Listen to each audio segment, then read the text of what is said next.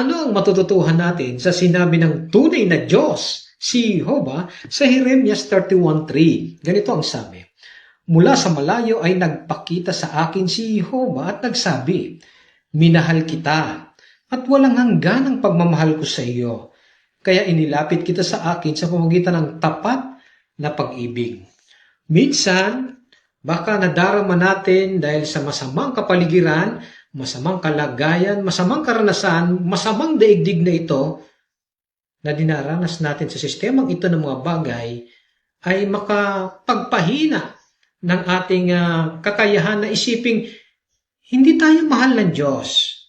Pero ipinarecord ng Diyos na Jehovah ito sa Bible na nagpapakitang hindi totoo na hindi niya tayo mahal. Oo, sinasabi nito sa atin ng ating Ama sa Langit, si Jehovah, na mahal niya tayo.